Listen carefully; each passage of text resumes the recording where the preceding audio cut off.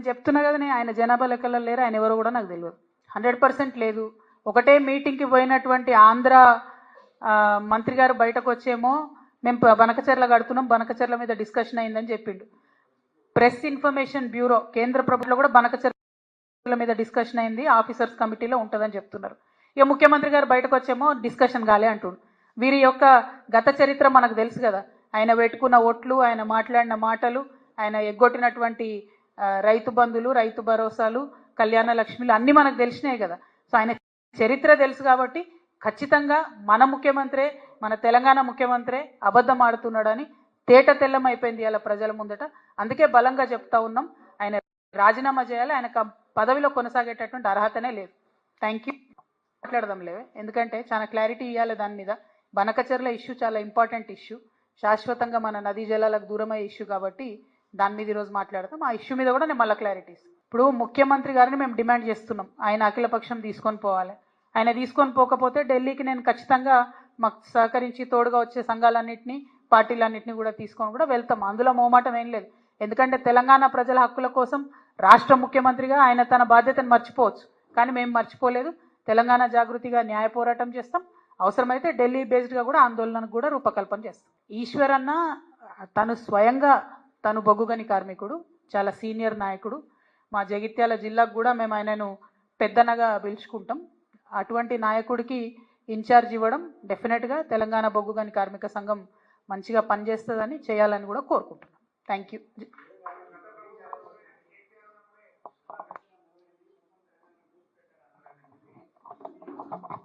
CM గారి మాటలు ఏడ నమ్ముతామే మనం? ఆయన మీటింగ్లో ఉండి కూర్చొని మీటింగ్ కాలేదని చెప్తున్నాడు, బనకచెర్ల ఇష్యూ డిస్కషన్కే రాలేదని చెప్తున్నాడు.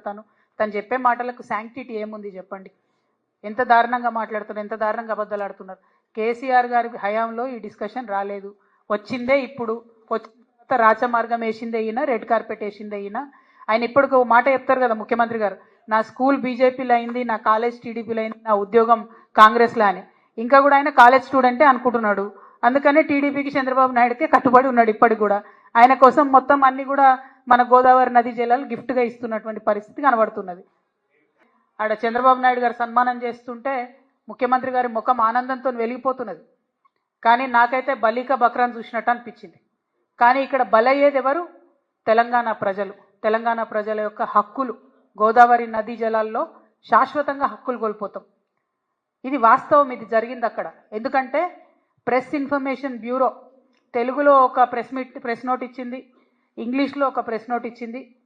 మరి వాళ్ళు పర్టికులర్గా చెప్పడం జరిగింది, ఎజెండాలో బనకచెర్ల ఇష్యూ చర్చించినాం, పవర్ పాయింట్ ప్రజెంటేషన్ కూడా ఇచ్చినాం అన్నటువంటి అంశం ప్రెస్ ఇన్ఫర్మేషన్ బ్యూరో చెప్పడం జరిగింది. బయటకు వచ్చి ప్రెస్ మీట్ పెట్టి దారుణంగా మన ముఖ్యమంత్రి గారు బుకాయిస్తున్నాడు, ఆయన బొంకుతున్నాడు. అరే జరగనే లేదు, వాళ్ళు అడిగితే కదా మేము కట్టేది. ఎంత దారుణం ఇది! ఇంత సిగ్గులేనితనం ఉంటుందా? ఇంత ఘోరం ఉంటుందా? ఇంత అన్యాయం ఉంటుందా? జరిగింది వాస్తవంగా. అక్కడ అంతమంది సీనియర్ ఆంధ్ర ఇంజనీర్లు ఉన్నారు, ఇక్కడ సీనియర్ తెలంగాణ ఇంజనీర్లు ఉన్నారు. జరుగుతున్నటువంటి నష్టమేంది, మీరు ప్రదర్శిస్తున్నటువంటి వైఖరేంది? ఇంత నాన్ సీరియస్గా ఉండేటటువంటి ముఖ్యమంత్రికి నిజంగా మన రాష్ట్రాన్ని పరిపాలన చేసే హక్కే లేదు. ముఖ్యమంత్రి గారు తక్షణమే రాజీనామా చేయాలని ఈ సందర్భంగా నేను డిమాండ్ చేస్తూ ఉన్నాను. ఇక ముఖ్యమంత్రి గారు ఇంకో మాట అంటాడు, ఆ మీటింగ్లో మేము 4 విజయాలు సాధించినామని చెప్తున్నారు. ఆ 4 విజయాలు ఏంటిది? ఒకటి, టెలిమెట్రీకి సంబంధించినటువంటి ఇన్స్ట్రుమెంట్స్ మేము ఇన్స్టాల్ చేస్తామన్నారు. అందులో కొత్తదనం ఏం లేదు. ఫేజ్ 1 ఎప్పుడో స్టార్ట్ అయింది, ఇది ఫేజ్ 2. అది జరగాల్సిందే, కంటిన్యూషనే. అందులో విషయమే లేదు, ఆయన దాన్ని విజయంగా చెప్తా ఉన్నాడు. అదేవిధంగా ఇంకొక మాట, ఇక్కడ కృష్ణా రివర్ మేనేజ్మెంట్ బోర్డు విజయవాడలో పెట్టాలని కొత్తగా నిర్ణయం అయిందని చెప్తుండు.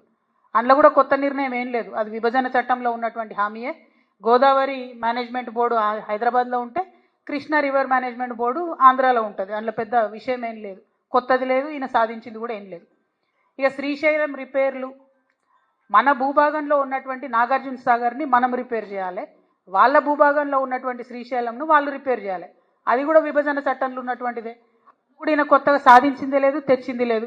దాన్ని కూడా మా విజయమని చెప్తా ఉన్నారు. ఇక 4వది ఆఫీసర్స్ కమిటీ. ఇది కూడా కొత్త విషయం కాదు. ఇదివరకు కూడా ఇదే నదుల అనుసంధానం విషయం జరిగినప్పుడు ఇప్పుడు కూడా ఆఫీసర్స్ కమిటీ వేసిరు,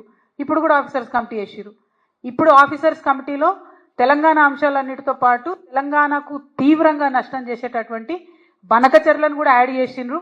అది ఈయన అక్కడ దగ్గరుండి కూర్చొని చూసి సంతకం పెట్టి ఇక్కడికి వచ్చిండ్రు. అదొకటే కొత్తదనం, అదొకటే ఆయన సాధించుకొచ్చిన విజయం. తెలంగాణ ప్రజల హక్కులన్నింటినీ చంద్రబాబు నాయుడు గారి కాళ్ళ దగ్గర తాకట్టు పెట్టి రావడం తప్పితే ఈ మొత్తం అంశంలో రేవంత్ రెడ్డి గారు సాధించినటువంటి విజయం అనేదే లేదు. ఇవాళ నేను ఆంధ్ర ప్రాంత ప్రజలకు కూడా అప్పీల్ చేస్తూ ఉన్నాను. ఈ బనకచెర్ల ప్రాజెక్టు వల్ల ఆంధ్ర ప్రాంత ప్రజలకు లాభం లేదు. ఆల్రెడీ నీళ్ళు వస్తున్నటువంటి ఆయకట్టుకు మళ్ళీ నీళ్ళు ఇచ్చేటటువంటి ఒక ప్రాజెక్టు డిజైన్ చేసిరు తప్పితే ఇందులో కొత్తదనం లేదు. ఆంధ్రప్రదేశ్లో ఇప్పటికీ కూడా నీళ్లు రానటువంటి ప్రాంతాలకు నీళ్లు రావాలని మీ సోదరుగా నేను కోరుకుంటున్నాను. కానీ ఈ ప్రాజెక్టు బనకచెర్ల ప్రాజెక్టు ఒక కుట్రపూరితమైనటువంటి ప్రాజెక్టు, కాంట్రాక్టర్ల కోసం కడుతున్నటువంటి ప్రాజెక్టు, దాంట్లోంచి వచ్చేటటువంటి కమిషన్ల కోసం కడుతున్నటువంటి ప్రాజెక్టు. ఇవాళ నేను సవాల్ చేస్తా ఉన్నాను, ఖచ్చితంగా ఇదే ప్రాజెక్టు మెగా కృష్ణారెడ్డి గారికే ఇవ్వడం జరుగుతుంది. మళ్ళీ మెగా ఇంజనీరింగ్ కంపెనీ నుండి తనకొచ్చేటటువంటి వాటా కోసం మన భవిష్యత్తుని గోదావరి నది జలాల వాటాను మొత్తం కూడా తాకట్టు పెట్టి మన ముఖ్యమంత్రి రేవంత్ రెడ్డి గారు హైదరాబాద్ రావడం జరిగింది. మీరు చూడండి, ఇది జరగకపోతే రేపు ఈ ప్రాజెక్టు మెగా ఇంజనీరింగ్కి ఇవ్వకపోతే మీరు చూడండి. ఎందుకంటే దీని వెనుక జరుగుతున్నటువంటి కుట్ర అవగాహన ఉన్నటువంటి వ్యక్తిగా నేను చెప్తా ఉన్నాను. ఖచ్చితంగా రేపు ఇదే జరగబోతా ఉంది. ముఖ్యమంత్రి గారు అక్కడికి పోయింది మెగా కంపెనీ కోసం. మెగా కంపెనీలో 85,000 కోట్ల ప్రాజెక్టులో ఆయనకు వచ్చేటటువంటి వాటా కోసం పోయిన తప్ప ఇంకో దానికి పోలే. ఇంకొక మాట, central water commission, Godavari river management board, Polavaram project authority, ఇవన్నీ కూడా Banakacherla project pre feasibility report అని ఉంటుంది, దాన్ని రిజెక్ట్ చేసినాయి. అయినా ఎందుకు పోయినరు, అయినా ఎందుకు కూర్చున్నారు? మళ్ళీ బయటకు వచ్చి ఏం చెప్తారు ముఖ్యమంత్రి గారు? ఇదంతా ఉట్టిదే, అనఫిషియల్, ఇది అనఫిషియల్ మీటింగ్ అంటారు. అసలు అనఫిషియల్ మీటింగ్ ఎందుకు? మరి అనఫిషియల్ మీటింగ్ ఇద్దరు రాష్ట్రాల ముఖ్యమంత్రులు, ఒక జలశక్తి కేంద్ర జలశక్తి మంత్రి ఉంటాడు, దానికి అఫీషియల్గా పిఐబి ఇస్తుందా రిపోర్టు? అంటే అఫీషియల్గానో అనఫీషియల్గానో మొత్తానికైతే చంద్రబాబు నాయుడు గారి ఎజెండా ఇంప్లిమెంట్ చేయడానికి పోయినరు తప్పితే ఇంకోటి కాదు అన్న విషయం ఇవాళ తెలంగాణ ప్రజలందరూ కూడా గమనించుకోవాలి. ఈయన చంద్రబాబు నాయుడు గారికి సద్ది మోస్తున్నాడు, తెలంగాణ బిడ్డలనేమో ఎండబెట్టేటటువంటి ప్రయత్నం చేస్తున్నాడు. ఈ వైఖరిని మేము తీవ్రంగా విమర్శిస్తూ ఉన్నాం.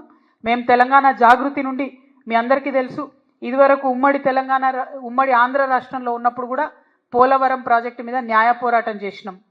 ఇవాళ మేము చూస్తున్నాం, కాంగ్రెస్ పార్టీ తెలంగాణను ఫెయిల్ చేస్తున్నది. భారతీయ జనతా పార్టీ అయితే మాటనే మాట్లాడతలేదు. అందుకనే మాలాంటి సంస్థలు ఇప్పుడు ముందుకు రావాల్సినటువంటి అవసరం ఉన్నది. తెలంగాణ జాగృతి నుండి న్యాయ పోరాటం చేస్తాం.